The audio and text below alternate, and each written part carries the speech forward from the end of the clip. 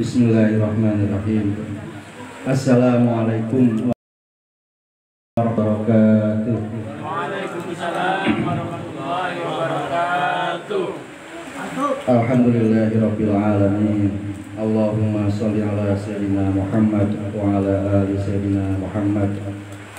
Amma ba'du. Yang saya hormati Bapak, Ibu, adik-adik sekalian jamaah mushola Al-Ikhlas Puri Delta Kiara Kota.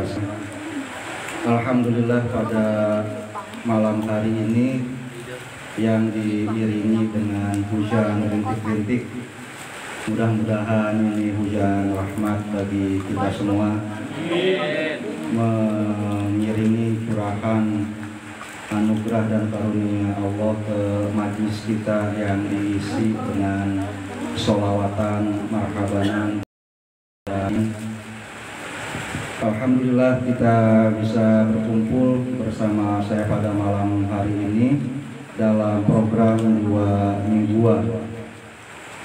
Seperti sudah direncanakan, malam hari ini giliran kita mengkaji kitab Misbahuz Zulam karya Syekh Nawawi Al-Bantani. Karena kitab ini sebenarnya adalah karya dari 3 orang ulama, Misbahuz Zulamnya itu karya Syekh Nawawi Al-Bantani, artinya pelita di dalam kegelapan. Itu syarah terhadap kitab karya Al-Muttaqi Al-Harawi Al-Hindi. Syekh Nawawi orang Banten, tinggal di Mekah, mensyarah kitab karya orang India yang kitabnya beliau dapatkan waktu Syekh Nawawi ziarah ke Madinah. Nah, Al-Muttaqi Al-Harawi Al-Hindi ini mensyarah kitab Al-Hikam karya Ibnu Athaillah As-Sakandari.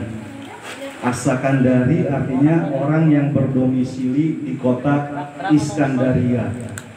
Yang dimaksud dengan Iskandaria di sini adalah sebuah kota di Mesir.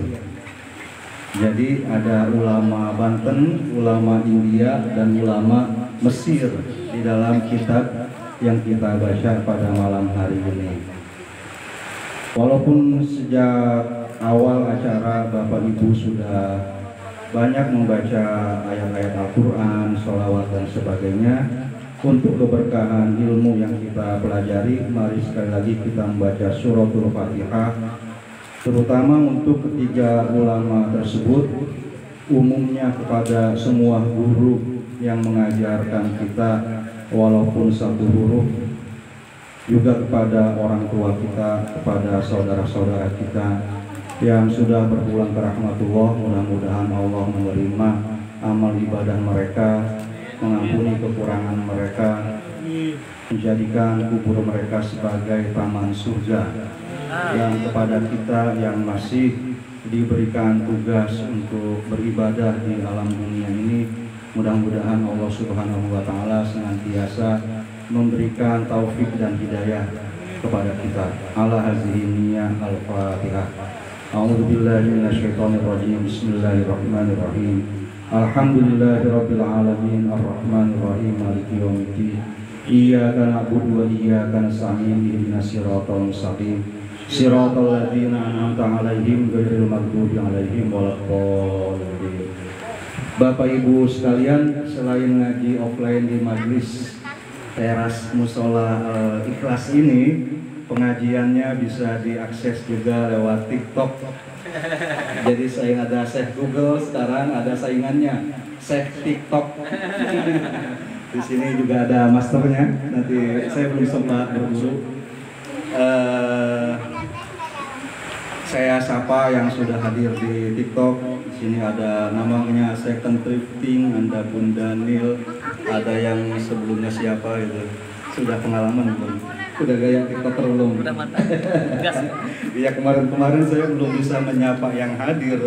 Menyala kiaiku. Kalau sekarang ya kita ngajinya bisa santai saja sambil perhatian juga ke layar. Kalau kemarin kan enggak, saya baca ngaji itu baca kisah, baca itu kan zamannya apa layar di handphone. Baik, niat lillahi ta'ala kita mengaji mudah-mudahan mendatangkan kebaikan kepada kita di dunia dan di akhirat, mendatangkan ilmu yang bermanfaat yang ya bisa kita amalkan, bukan sekedar kita ketahui tapi bisa merembes ke dalam hati kita, selanjutnya bisa mewujud dalam perilaku kita, karena pada akhirnya orang lain dan Allah Subhanahu wa Ta'ala itu menilai apa yang mewujud di dalam perbuatan kita, bukan apa yang sekedar kita ketahui. Kita lanjutkan membaca bab sholat di dalam kitab Misbahuz Zulam, dan pada 2 minggu yang lalu atau sebulan yang lalu kita sudah membaca kata mutiara yang pertama di bab ini, atau kata mutiara ke-26 di dalam kitab ini secara keseluruhan. Jadi malam hari ini kita akan membaca kata mutiara yang ke-27, kata mutiara kedua di dalam bab sholat. Lama alimal haqqu minka wujudal malali lawana lakat ta'at. Karena Allah Subhanahu wa Ta'ala mengetahui adanya kejenuhan pada dirimu, maka Dia meragamkan bentuk ketaatan kepadanya. Karena Allah Subhanahu wa Ta'ala mengetahui adanya kejenuhan di dalam diri kita, maka Dia meragamkan bentuk ketaatan kepadanya. Wa alima ma fika min wujudis syarah fa hajjaraha 'alaika fi ba'dil awqat. Dan karena Allah Subhanahu wa Ta'ala mengetahui adanya kerakusan di dalam dirimu, maka Dia menghalangi kita melakukan sejumlah ketaatan pada sejumlah waktu. Supaya enggak jenuh, maka ibadahnya dibuat beragam. Supaya kita enggak ngoyo ibadah, gitu kan, enggak memaksakan diri melakukan satu ibadah tertentu, maka kita juga justru dilarang melakukan ibadah-ibadah tertentu pada waktu-waktu tertentu. Kita baca dulu syarah Syekh Nawawi terhadap kata mutiara ini. Yang pertama, lama alimalika wujudal malali lawana laka ta'at. Karena Allah Subhanahu wa Ta'ala mengetahui adanya kejenuhan pada dirimu, maka Dia meragamkan bentuk ketaatan, bentuk penghambaan diri kita kepadanya. Allah Subhanahu wa Ta'ala mengetahui bahwa dalam beribadah kita bisa jemu, bisa bosen, bisa lemes. Nah, rasa bosan, rasa lemes, rasa jenuh itu adalah sesuatu yang muncul karena kita terus-menerus melakukan ibadah yang sama.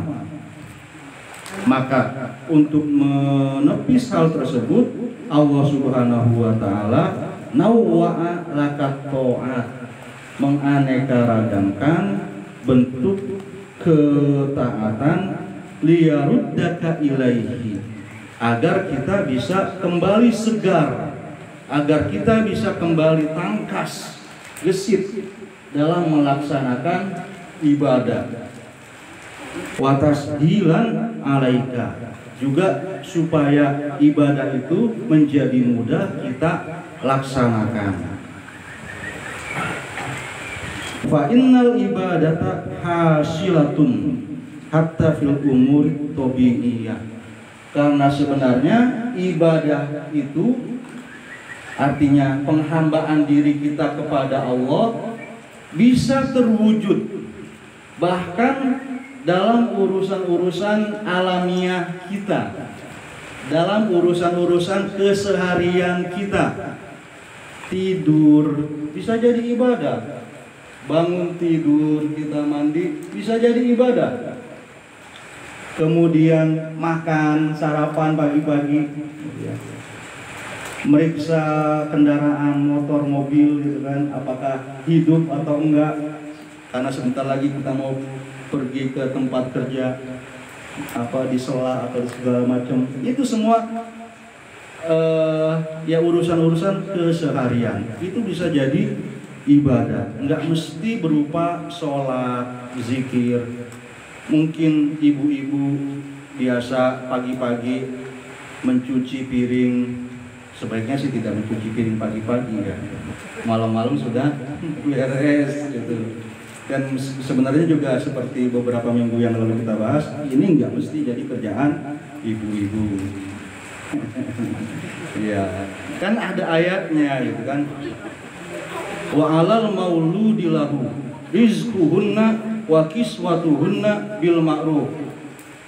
Al maulud lahu itu artinya orang yang untuknya dilahirkan seorang anak. Siapa dia? Yang melahirkan seorang anak siapa?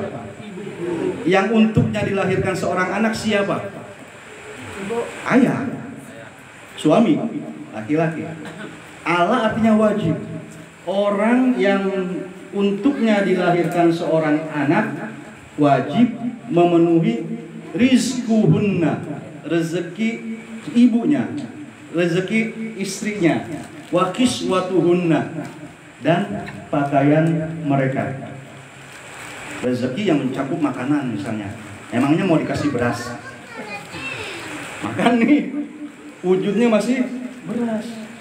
Atau masih uang malah gitu kan, beli berasnya ke warung. Enggak lah, yang sudah bisa dimakan. Wa kiswatuhunna, dan pakaiannya. Memangnya sesehan-sesehan. Kan yang sudah licin ya, sudah disetrika. Gitu. Yang bisa dipakai. Jadi itu kewajiban suami. Gimana ini bapak-bapak? Berhentilah besok ngaji. Jadi gue yang wajib masak, yang wajib nyuci. Salonnya geser sini. Tapi bil ma'ruf, dengan cara yang sesuai dengan bisa kebaikan, bisa tradisi, gitu kan? Ya tradisi satu, jangankan satu negara ya, satu suku, satu kampung aja bisa beda-beda. Rumah tangga ini cara mengaturnya bagaimana, rumah tangga yang lain yaitu bisa diatur dengan cara yang ma'ruf, dengan kesepakatan gitu. Juga bisa dengan bahasa cinta. Kalau sudah bahasa cinta mah sudah nggak peduli lagi gitu kan, siapa yang masak gitu kan, siapa yang engkau yang makan aku yang kenyang gitu kan. Ya. Nanti Pak Ustadz jangan dulu kan. Iya. Suami. Iya.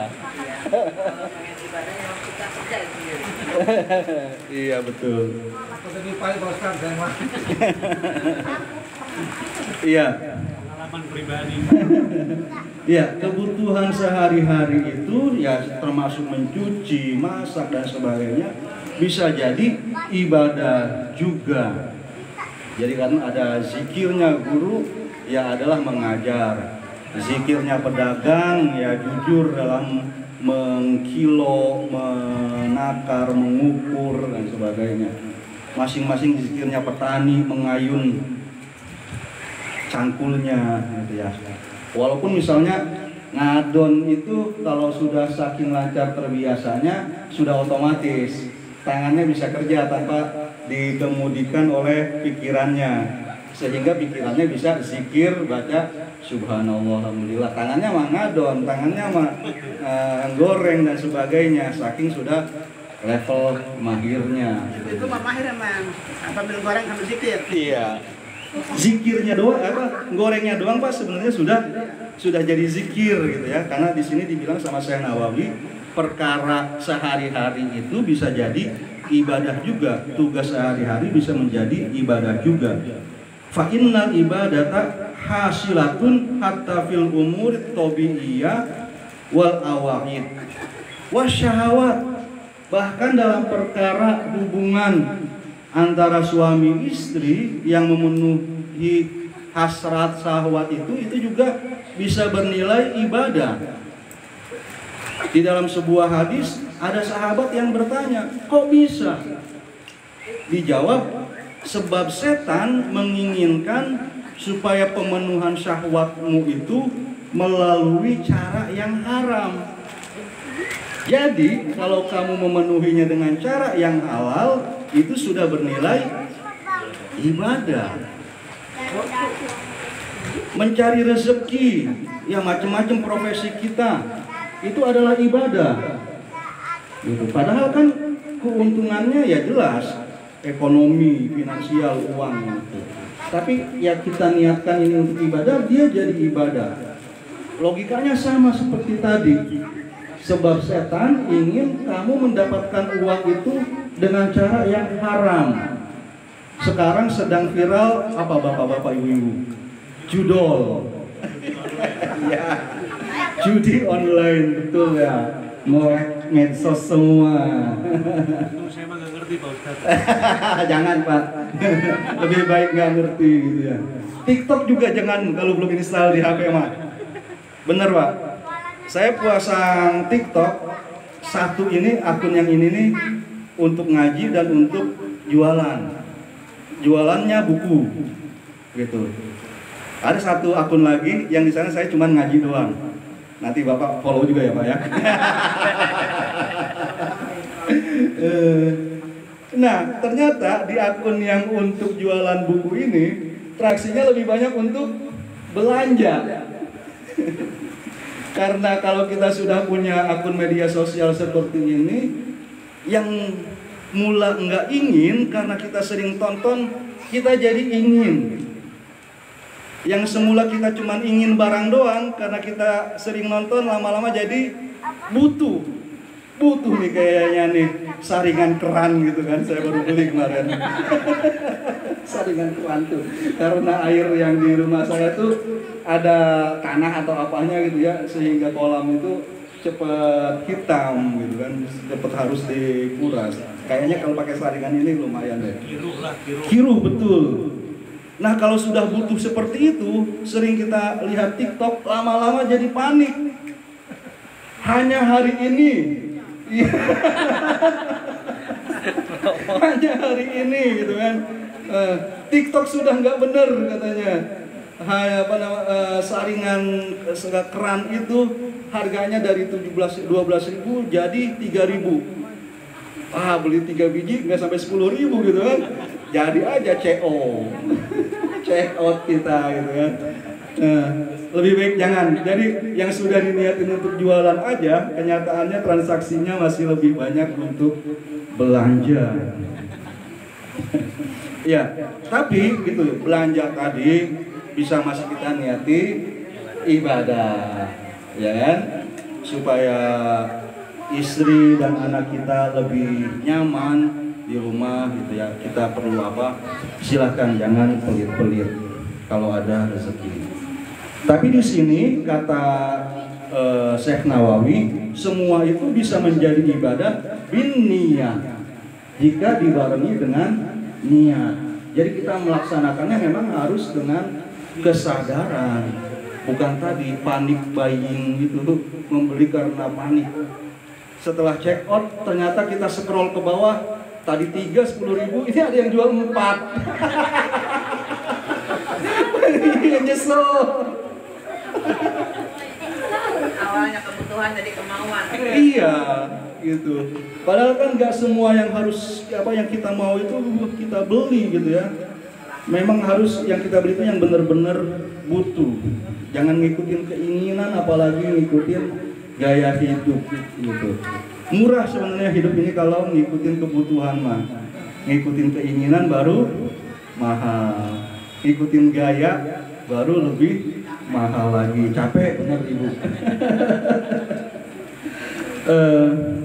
Ngajarin Pak Ustadz sama anak. Nah, anak-anak tuh Bapak Ibu. Ngajarin.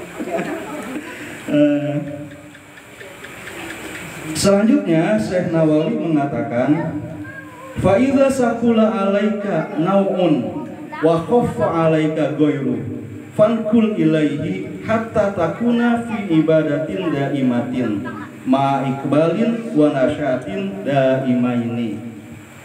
Jika satu bentuk ibadah tertentu sudah terasa berat olehmu dan ada bentuk ibadah yang lain yang terasa ringan, maka beralihlah ke bentuk ibadah yang lain itu supaya engkau selalu berada dalam kondisi ibadah dalam keadaan yang penuh semangat, kegesitan dan ketangkasan gitu.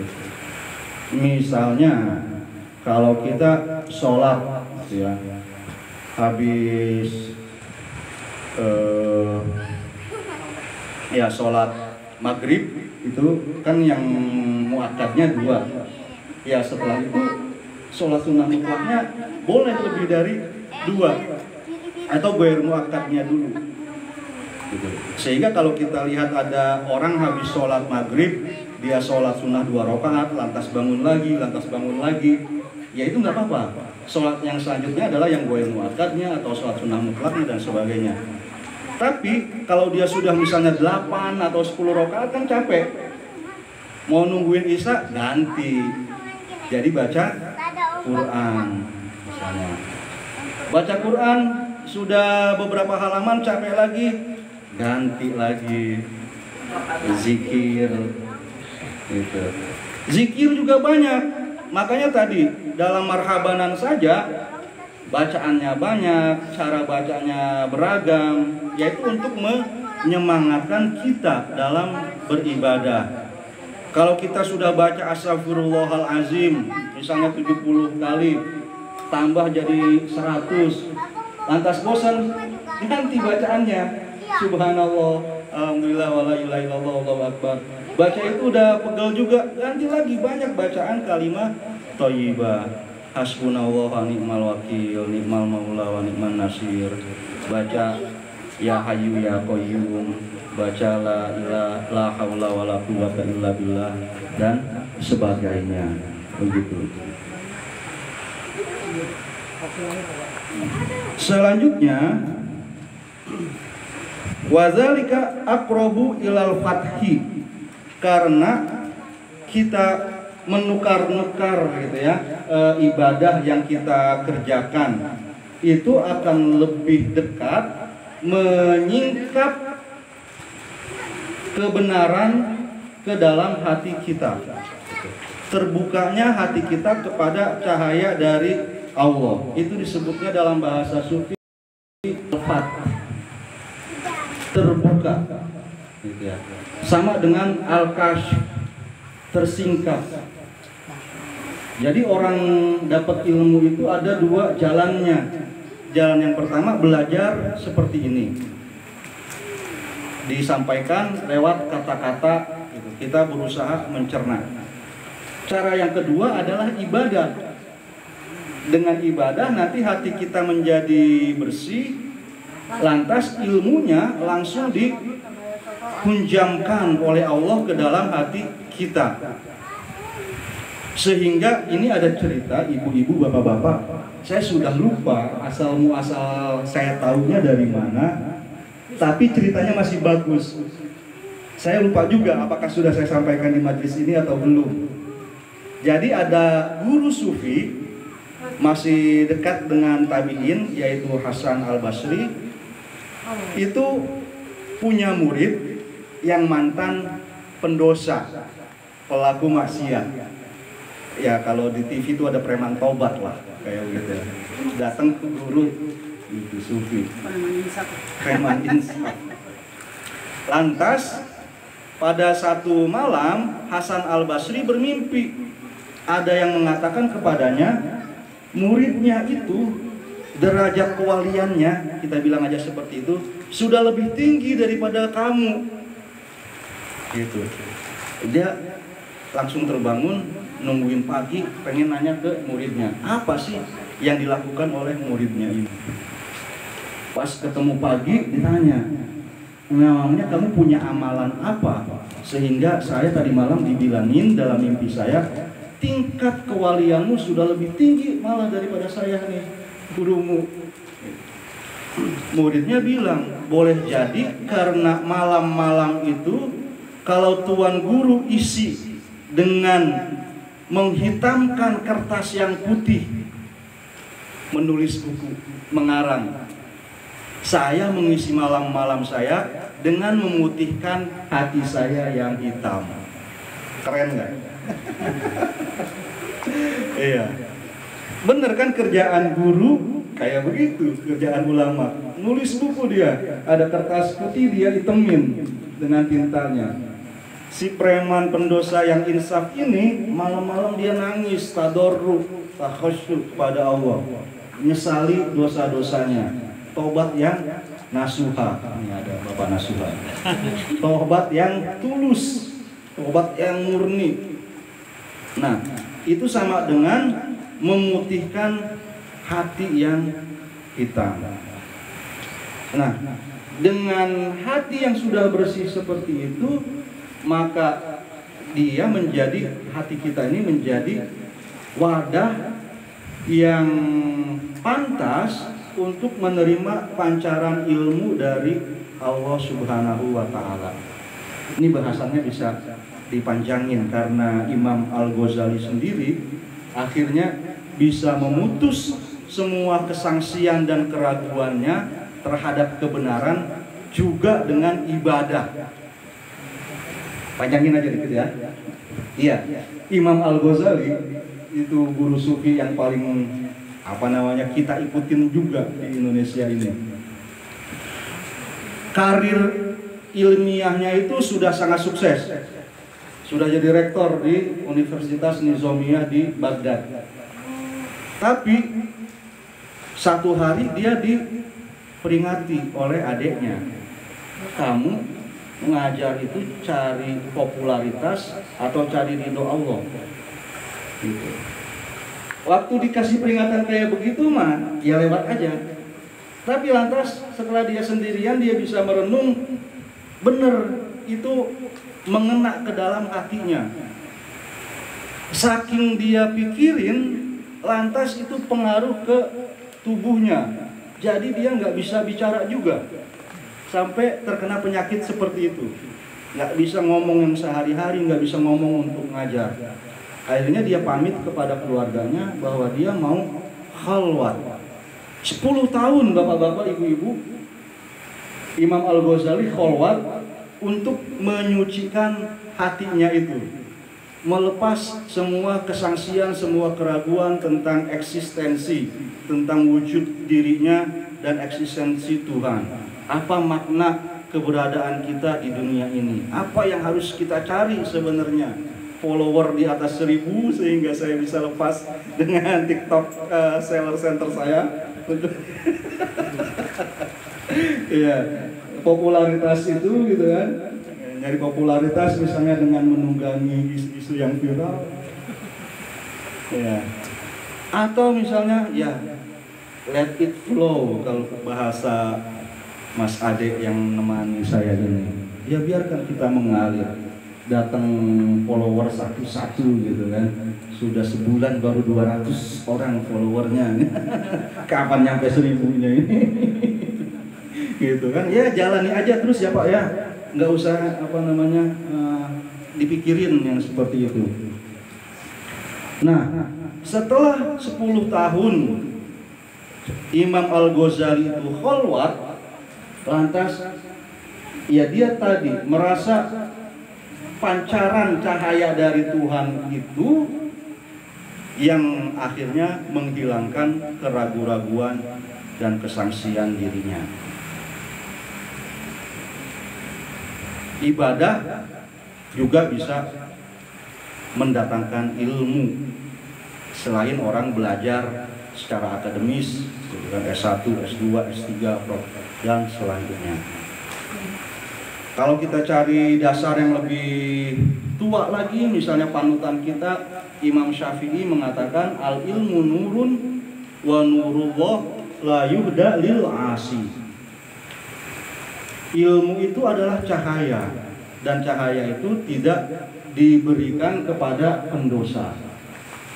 Jadi berarti ilmunya bukan sekedar hafal Quran.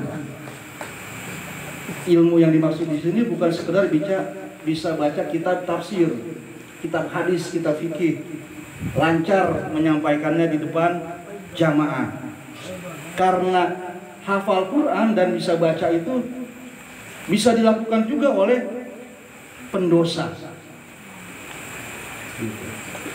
Ilmu yang gak diberikan kepada pendosa adalah ilmu yang membawa dia takut kepada Allah. Innama yakhsyallaha min ibadihil ulama. Ulama itu hanyalah orang yang takut kepada Allah, enggak yang dipanggil kiai haji. Saya biarin aja di flyer shoppingnya itu ditulis KH, gitu kan. Pesantren kagak punya disebut kiai, gitu kan.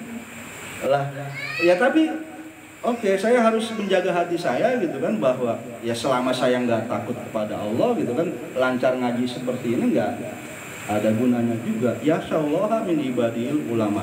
Ini mah skill, gitu kan, yang bisa dilatih. Saya ngomong di depan kamera, mulanya kayak ngomong biasa aja saat ngajar, ngomongnya cepet. Malam ini saya sudah pakai jeda. Karena sudah beberapa kali live streaming Bapak Ibu, ya. Slow aja gitu kan, di hadapan kamera juga ya nggak perlu gimana gitu kan, jadi diri sendiri saja. Dikomentarin ada mahasiswa saya kan yang panggilnya Babe emang ngomongnya ngantukin gitu ya, termasuk ini nih, gitu kan. Sambil ngaji sambil nyanyi kayak gitu kan ngajinya gitu ya. Ya nggak bisa saya. Mau bikin joke juga malah bikin tegang gitu kan. Orang lain tertawa bukan karena lelucon saya, tapi karena saya tertawa. Saya ngasih lelucon nggak ada yang tawa nih, kan saya tertawa. Baru yang lain jadi pada tertawa. Tapi ya nggak apa-apa gitu. Nah, kita kembali ke buku. Jadi belajar itu bisa lewat cara namanya husuli. Itu kita belajar ilmu dengan guru, dengan buku, baca konsep-konsep, baca definisi, pahami argumentasinya. Itu namanya ilmu husuli, ilmu yang kita peroleh dengan cara belajar.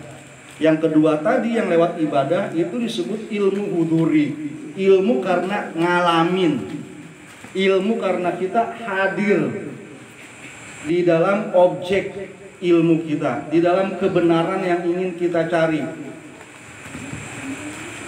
Kayak kita mau tahu bunga mawar itu apa, kita baca buku biologi, MAWAR, mawar. Ada gambarnya, kelopak-kelopaknya, gitu kan. Kita paham bunga mawar seperti ini, akarnya begini. Iya, cara merawatnya begini dan sebagainya. Banyak ilmu kita tentang mawar, tapi semuanya lewat tadi konsep, gambar, argumentasi, penjelasan, analisa, statistik dan sebagainya. Ada tukang kebun yang memang merawat mawar itu sehari-hari, nggak tahu dia mawar itu kayak nama latinnya apa dan sebagainya kayak begitu. Tapi dia bisa mencium aroma mawar. Kalau dia kurang hati-hati, tangannya bisa berdarah karena tertusuk duri mawar. Seperti itu. Mawar berduri. Iya.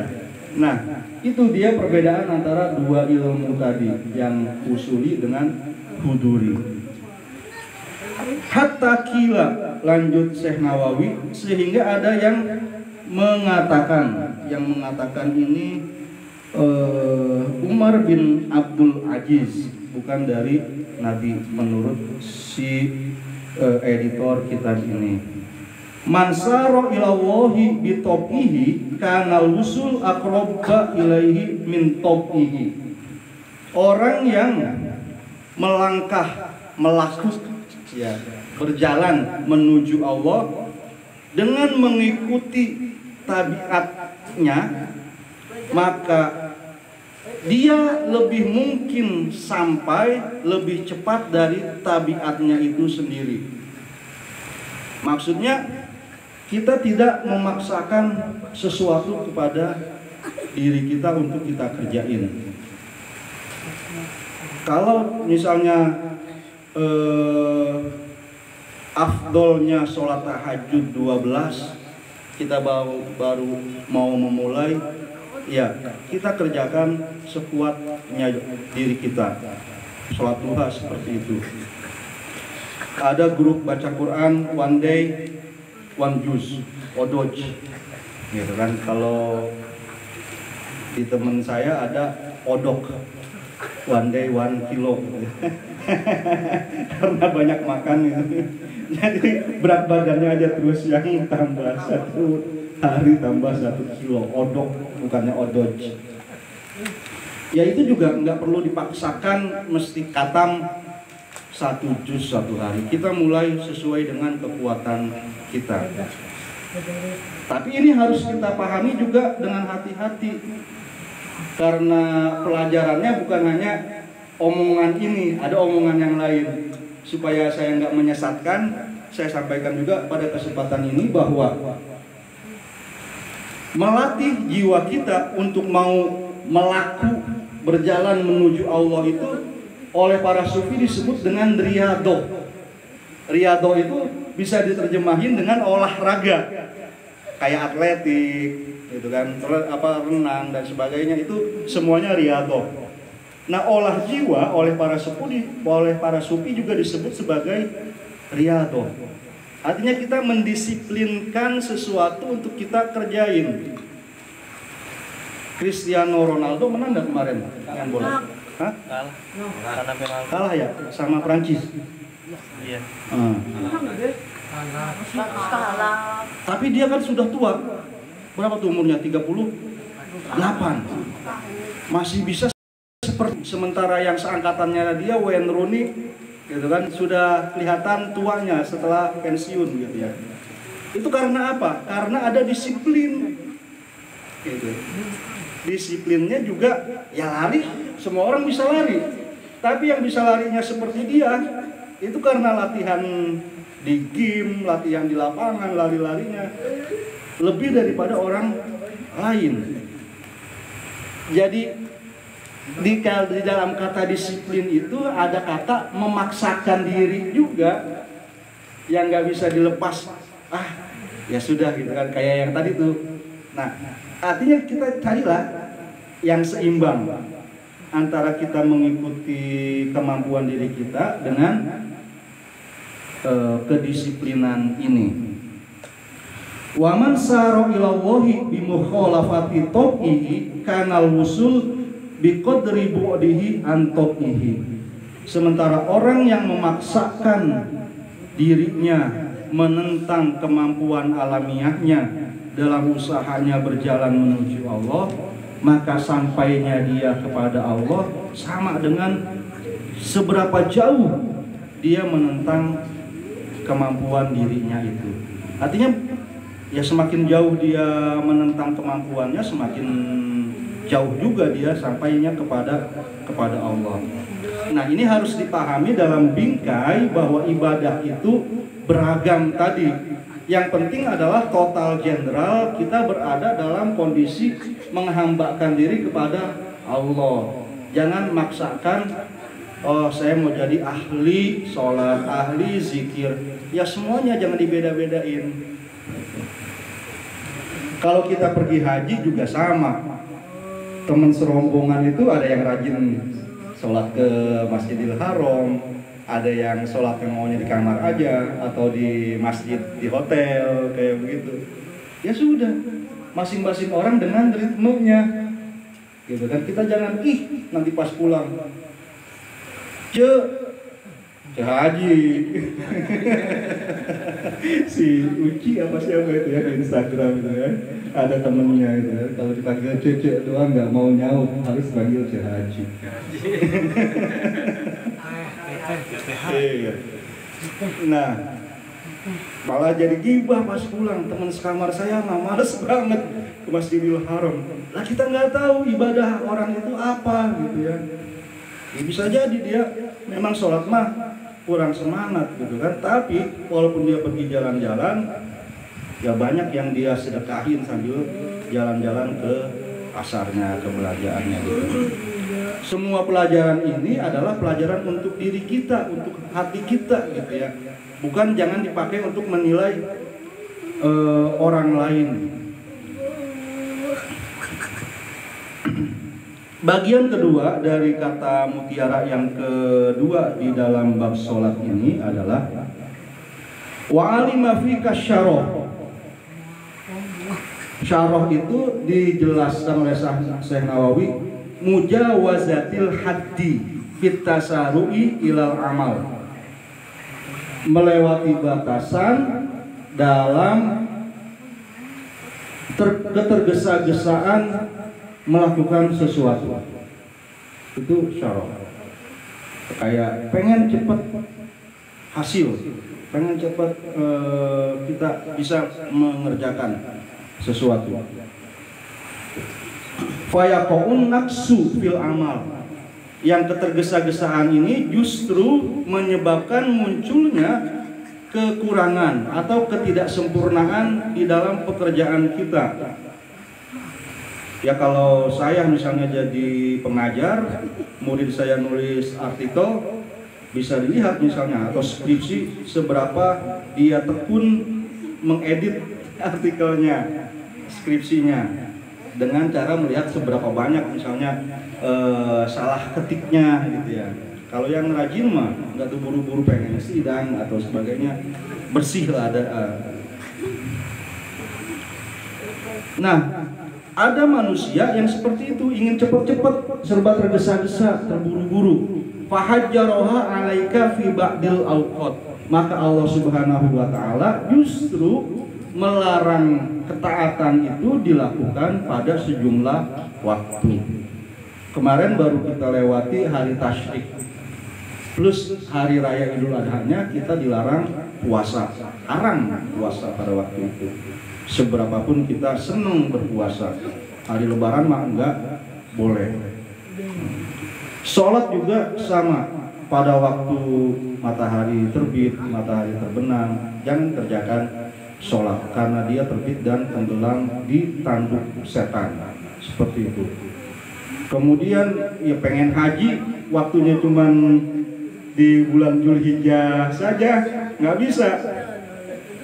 Kasihan nih misalnya Arafah, Mina, Musdalifah di luar Dzulhijjah nggak dipakai apa-apa gitu ya, cuma bisa dipakai umroh doang.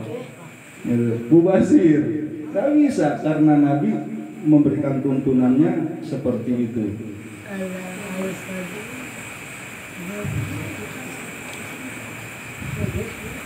Syekh Nawawi mengatakan ayyanallahu bis-sholati 'alaika awqatan tuqi'u fiha wa awqatan la tuqi'u fiha.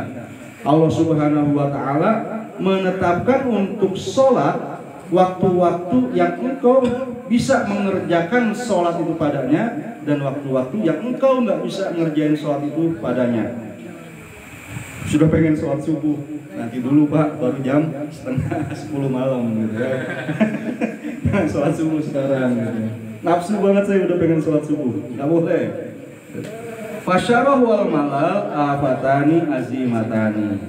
Ketergesa-gesaan tadi di awal saya sebut ini, kerakusan untuk melakukan ibadah, juga kejenuhan, kejemuan, kebosanan adalah dua penyakit besar qati'atani alal abdi sabila ubudiyatihi, yang menghalangi seorang manusia dari jalan penghambaan dirinya kepada Allah. wa talawunut ta'ati wa tahjiruha fil awqat liwujudihima nikmatani azimataini an'amallahu bihima ala abdi.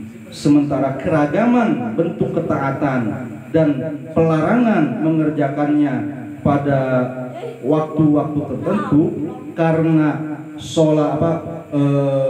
keberadaan dua hal tersebut menjadi nikmat Allah yang sangat besar terhadap hambanya. Qala Rasulullah alaihi wasallam, Nabi Muhammad bersabda, ini menjadi penutup dari kata mutiara yang kedua di bab sholat ini yang dikutip oleh Syekh Nawawi. Alaikum minal a'mali ma tutikun. Kerjakan olehmu amalan-amalan soleh yang kalian mampu kerjakan. Fawallah, maka demi Allah, Nabi Muhammad bersumpah, la yamallullahu, Allah tidak akan bosan terhadap kita hatta tamallu, sampai kalian bosan. Gitu. Wa qala, Nabi juga bersabda, ahabbul amal ilallah adwamuhu wa in qalla. Pekerjaan yang paling disukai oleh Allah adalah yang paling konsisten, paling kontinu, meskipun sedikit. Sehari satu video untuk TikTok, seminggu satu kali siaran, cukuplah, gitu. Tapi ya terus saja begitu. Baik, saya kembalikan kepada pembawa acara, mungkin ada feedback. Ada yang tanyakan Bapak Ibu, enggak? Q&A. Ada banyak pesan di sini. Bapak juga ini dua hadirnya pahalanya double gitu kan. Hadir lewat langsung, hadir lewat TikTok juga. Ada yang mau tanyain Bapak Ibu?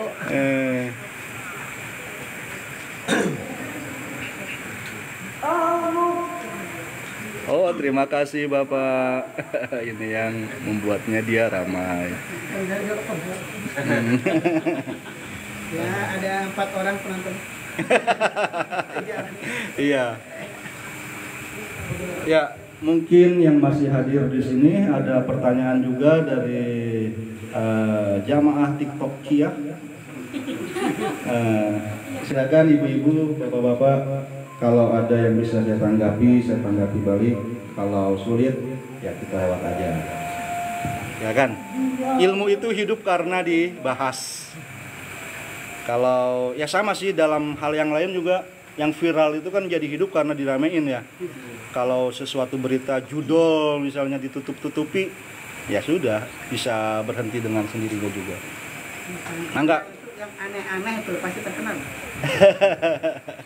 Ya, makoli. Nah, iya. Iya, Bapak gitu kan, ikut terus marhabanan gitu kan. Nanti munkar nakir nasuha yang nanganin. Tanggung jawab bukan itu daerah. Assalamualaikum. Ya. Silakan. Terkait dengan masalah tadi adalah suami istri ya. Iya. Saling bekerja sama lah gitu. Mungkin walaupun pekerjaan istri tapi kan bisa bantu suami gitu. Memang ya awal mulanya itu sama-sama kerja, tapi belakang ada perasaan keren-keren itu gimana Pak? Ya, iya. Ada bebantingnya gitu saya. Kira-kira pahalanya itu maksudnya jadi pahala tidak, jadi kebaikan tidak gitu. Musibahnya sambil ngedumel gitu. Ya di rumah gitu. Ya, jadi ada kebaikannya apa batasannya gitu. Paksa. Apa dibantuin Bu? Dibantuin gitu. Iya, dibantu itu maksa juga. Yang ngebantu juga sama. Udah dibantuin nggak diupahin lagi. Masa iya sih Pak? Terima kasih. Baik, terima kasih. Ya tabiat manusia seperti itu ya, seperti yang saya pernah sampaikan di pertemuan yang lalu, bahwa dia menentang sesuatu yang bertentangan dengan kenyamanan hawa nafsunya. Dan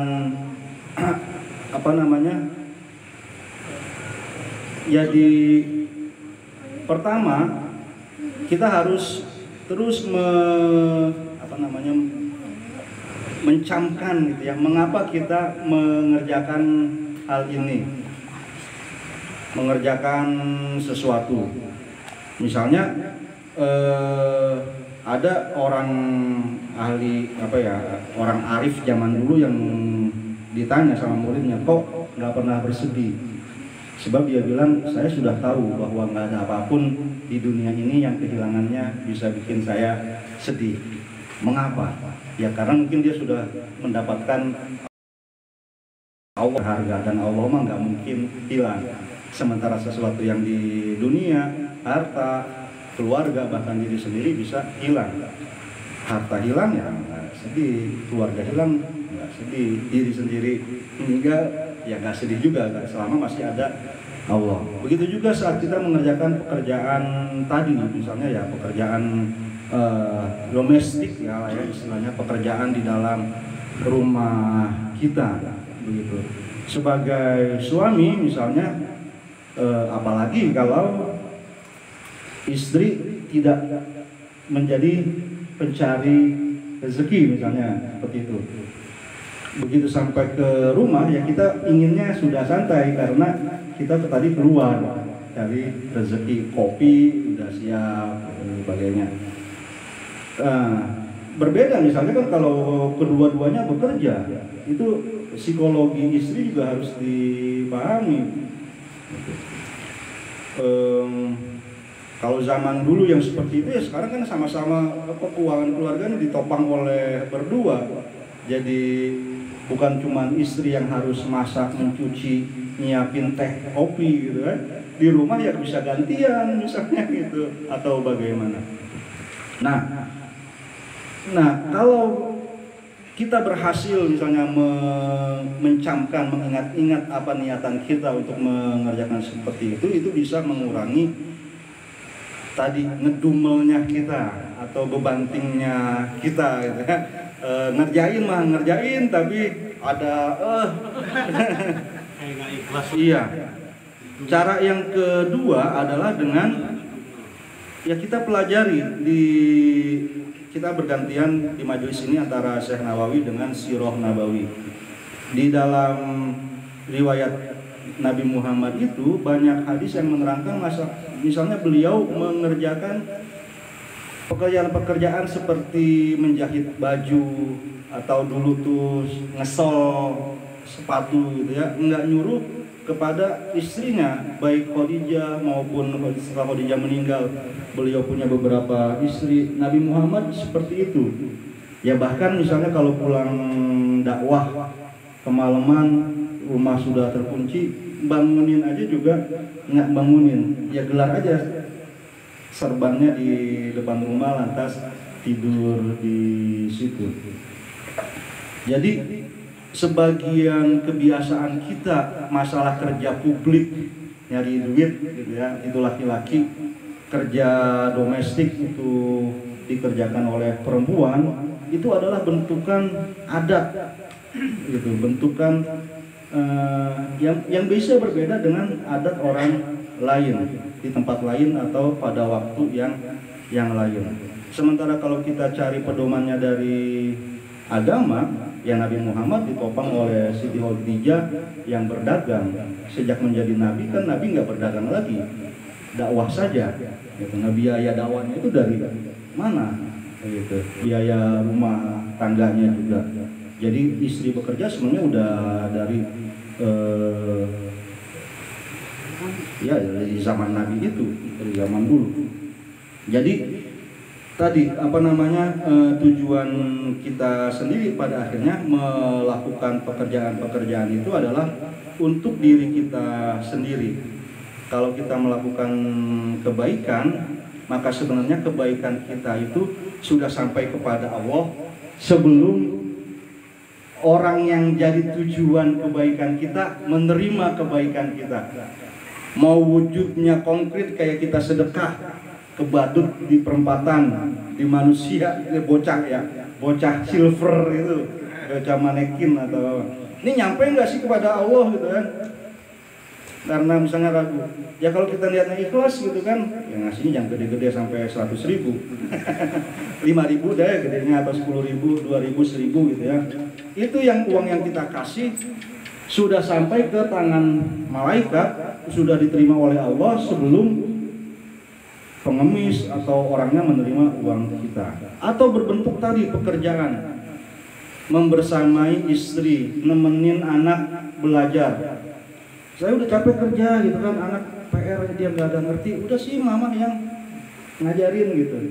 Ya semuanya ibadah gitu kan, karena pada akhirnya anak ini bukan cuma butuh dibayarin SPP-nya gitu ya, disediain buku, pakaian, sepatunya, tapi pelajarannya juga gitu kan, pertemanan dia di sekolah, di rumah ditanyain, itu jadi tanggung jawab kita juga gitu. Dan ya sama, kalau kita kebalikannya, kita menelantarkan hal tersebut, artinya kita menzolimi gitu ya, menzolimi orang lain, kezaliman diri kita juga sampai ke diri kita sebelum dia sampai kepada orang yang lainnya. Kekerasan dalam rumah tangga misalnya, baik yang perilaku atau kata-kata atau bahkan cuman gestur ya, raut muka segala macam gitu. Ya, ini bicara lebih ringan daripada ngerjain Bapak. Sama saya juga yang ini seperti Bapak tanyain kayak begitu. Nah itu karena kezoliman kepada orang lain, si penerima kezalimannya itu bisa cepat terbebas dari dampak kezoliman kita. Sementara dampaknya pada diri kita itu berlangsung lebih lama, bahkan terus. Kita marahin orang, yang kita marahin udah lupa sama marahnya kita. Kitanya yang masih ingat gitu, masih membekas di dalam hati kita. Jadi terus aja kita berlatih setelah kita mengetahui bahwa hal itu baik, ada nilai positifnya bagi diri kita di dunia maupun di akhirat. 2147 masih sambung? Ada lagi yang lain? Ini Pak Ustaz. Baik. Pak siapa kemarin saya udah kenal, sekarang lupa lagi. Pak Maman. Pak Maman. Kalau Pak Pak Dikit. Ya. Ya kan dulu kita ya maksudnya suka mengambil istri gitu kan ya. Ternyata sekarang itu baru berasa gitu, maksudnya setelah hal itu tapi merasa itu berarti emang kerjaan di rumah itu bukan ngap enteng, padahal Iya. emang begitu itu nggak ada sekarang baru terasa itu, oh berarti emang kerjaan itu berat. Lakunya sama Pak. Kayak nyuci, masak, gitu kan, yang lain-lain. Baru berasa ya. Berarti masih enakan suami kerja daripada istri yang di rumah. Iya. Jadi maksudnya sekarang baru terasanya ya berarti oke, saya itu sebagai suami banyak dosa sama istri gitu. Karena mungkin ya istilahnya kita dulu ya istilahnya suka mungkin yang tadi Pak bilang kadang-kadang lagi emosi kita lagi makan muda ya mungkin agak beda lah dengan sekarang gitu. Iya. Jadi mungkin makanya gimana cara supaya sekarang kan sudah meninggal maksudnya Iya. supaya kita minta ampun kepada dia dan diiniin gitu lah. Baik.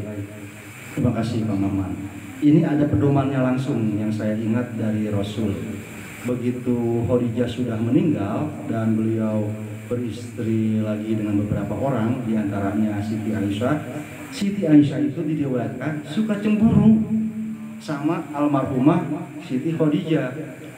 Karena Siti Khadijah ini diperingati haulnya oleh Nabi. Kemudian teman-teman Siti Khadijah masih sering disilaturahmin sama Nabi. Yang dulu dibaikin sama istrinya beliau, terus Rasul juga baik sama orang-orang tersebut. Nah ini juga jadi pelajaran buat kita gitu ya. Sehingga Siti Aisyah bilang, ngapain sih masih ingat-ingat, kan sudah dapat gantinya yang lebih baik. Rasul agak ya marah lah, misalnya kalau kita lihat dari susunan kata-kata jawaban beliau. Tidak ada yang lebih baik sebagai ganti Khadijah. Dia yang beriman kepadaku saat semua orang kafir kepadaku. Dia yang memberikan anak kepadaku saat istri-istriku yang lain nggak ada yang memberikan anak. Memang begitu kan kenyataannya. Nanti baru setelah menikah lagi dengan Maria Kiptia, belakangan itu lahirlah Ibrahim. Dan diantaranya seperti itu. Jadi pelajarannya misalnya kita bisa memperbaiki terus sesuatu yang sudah kita sadari itu dengan melakukan kebaikan-kebaikan yang seharusnya dulu kita kerjakan tapi kita belum sadar. Sekarang setelah kita sadar, ya kita kerjakan. Bersedekah atas nama istri, gitu ya. Kita sedekah, ya Allah ini pahalanya untuk saya dan istri saya, selalu seperti itu. Kemudian ya, yang penting misalnya kita ingat kebaikan istri dulu itu apa yang almarhumah ini, yang dia cita-citakan itu ada pada keluarga, ada pada anak, pada cucu. Menghidupkan itu sama dengan menghidupkan kebaikan istri kita. Contohnya begini, istri kita senang nyuruh anak waktu masih kecil kalau maghrib ya ngaji gitu kan, 16 sampai 18 sampai 19 ya, dari maghrib sampai isya, yaitu ke keluarga kita usahakan, ke cucu seperti ini, tradisi dari nenekmu dulu gitu. Banyak hal yang bisa kita lakukan gitu, untuk supaya ya kan kalau misalnya yang mati syahid itu dinyatakan oleh Allah Subhanahu wa taala pindah ke alam barzakh tapi tidak mati. Kalau yang tidak syahid ya mungkin sekarang jiwanya sedang ditidurkan oleh Allah sampai pada hari kebangkitan. Tapi keterangan misalnya di alam barzakh itu jiwa merasakan apakah ini taman surga gitu, itu berarti kan ada perasaan juga gitu kan pada orang-orang yang sudah mendahului kita. Maka amalan yang kita lakukan itu tadi berupa sedekah atau baca Quran atau zikir yang kita niatkan pahalanya untuk mereka, itu sudah menjadi sekarang gitu kan. Keintiman kita dengannya adalah dengan cara-cara yang seperti itu, dan insya Allah itu dirasakan juga manfaatnya oleh mereka-mereka yang sudah mendahului kita, gitu Pak. Ya, mungkin karena sudah malam di sini ada juga anak-anak yang ya sudah tidur, kita cukupkan. Terima kasih atas perhatian Bapak Ibu sekalian, baik di forum majelis ini maupun yang di TikTok. Ya, mudah-mudahan sekali lagi apa yang saya ucapkan, apa yang Bapak dengar, apa yang Bapak feedback pada saya, semuanya menjadi saksi bagi kita bahwa kita mengupayakan usaha lebih mendekatkan diri kepada Allah Subhanahu wa taala. Amin. Astagfirullahaladzim, astagfirullahaladzim, astagfirullahaladzim. Bismillahirrahmanirrahim. Alhamdulillahirabbil alamin, hamdan syakirin hamdan na'imin. Allahumma shalli ala sayyidina Muhammad wa ala ali sayyidina Muhammad. Rabbana ighfir lana wa liwalidina warhamhum kama rabbawna shighara. Rabbana hab lana min azwajina wa dhurriyyatina qurrata a'yun waj'alna lil muttaqina imama. Rabbana atina fid dunya hasanah wa fil akhirati hasanah wa qina adzabannar. Wa sallallahu ala sayyidina Muhammad wa alihi wasallam. Subhana rabbika rabbil izzati amma yasifun wa salamun alal mursalin. Alhamdulillahirabbil alamin. Sekali lagi mohon maaf atas kekurangan dan kesalahan dalam penyampaian saya. Hasbunallahu wa ni'mal wakil, ni'mal maula wa ni'man nasir. Assalamualaikum warahmatullahi wabarakatuh. Waalaikumsalam warahmatullahi wabarakatuh. Ya Rabbi bil Mustafa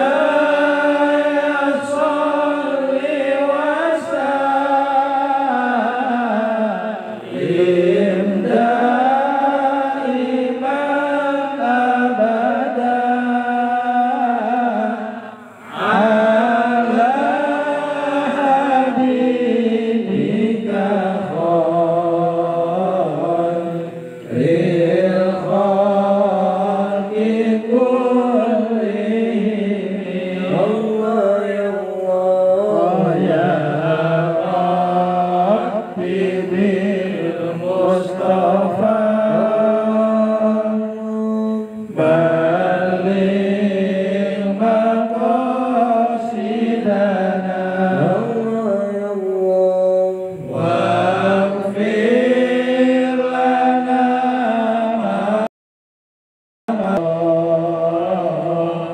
ya wasi'al karami. Allah ya Allah, subhanakallahumma wa bihamdika asyhadu an la ilaha illa anta astaghfiruka wa atubu ilaik. Usikum wa nafsi bi taqwallah. Wassalamu alaikum warahmatullahi wabarakatuh.